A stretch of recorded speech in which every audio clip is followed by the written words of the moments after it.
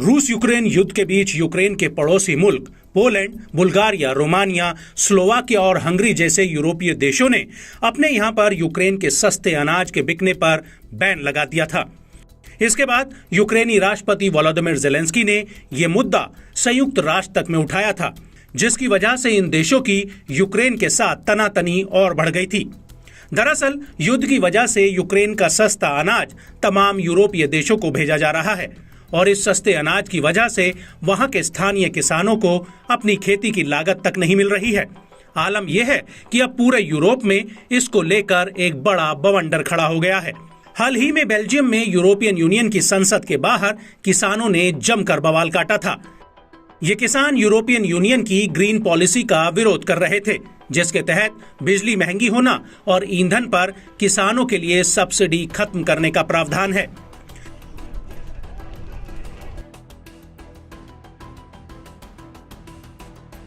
लेकिन अब ऐसा लग रहा है कि यूक्रेन के पड़ोसी देश पोलैंड के किसानों ने यूक्रेन के सस्ते अनाज को लेकर आर पार की लड़ाई छेड़ दी है और इन किसानों ने यूक्रेन के लिए गोला बारूद लेकर जा रहे ट्रकों के आगे अपने ट्रैक्टर ट्रॉलियां खड़े कर दिए हैं।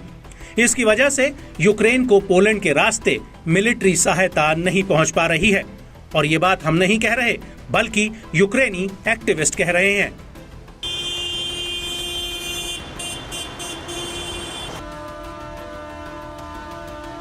इससे पहले भी प्रदर्शनकारी किसानों ने रोड के साथ साथ रेल के जरिए ट्रैफिक जाम करने की धमकी दी थी।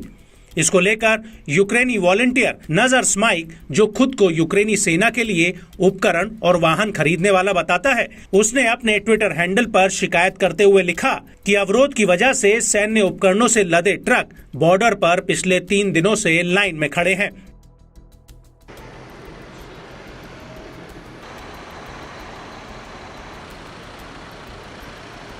इसके अलावा कई यूक्रेनी टेलीग्राम चैनलों पर इस तरह के वीडियो घूम रहे हैं जिसमें पोलैंड के प्रदर्शनकारी यूक्रेन के विरोध में नारेबाजी करते हुए दिख रहे हैं।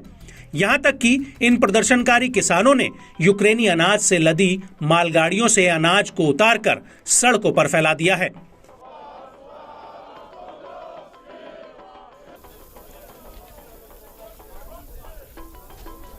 लेकिन यूक्रेन के सस्ते अनाज के अलावा भी कई ऐसी वजह हैं जिससे पोलैंड के किसानों पर आफत आ पड़ी है। इसमें सबसे पहली वजह यह है कि यूरोपियन यूनियन ने यूक्रेन के माल ढुलाई करने वाले ट्रकों पर परमिट सिस्टम से छूट दे दी थी, जिसकी वजह से पोलैंड के किसान अक्टूबर 2023 से इस फैसले के खिलाफ विरोध कर रहे हैं। पोलैंड के एक्टिविस्ट का मानना है कि यूरोपियन यूनियन के इस फैसले से मार्केट अनुचित प्रतिस्पर्धा में गया है और कृषि उत्पादों के दामों में गिरावट आई है। हालांकि इस साल जनवरी 2024 में पोलैंड की सरकार ने कहा था कि वो यूक्रेनी ट्रकों के लिए परमिट सिस्टम फिर से लेकर आएगी और पोलैंड के किसानों को मक्का की फसल पर सब्सिडी देगी। लेकिन उससे पहले ही इस महीने की शुरुआत में यूरोपियन यूनियन ने यूक्रेन और मोल्दोवा से आने वाले कृषि उत्पाद और अनाज पर कस्टम ड्यूटी को साल 2025 तक के लिए हटा दिया है, जिसकी वजह से पोलैंड के किसान और भड़क गए हैं।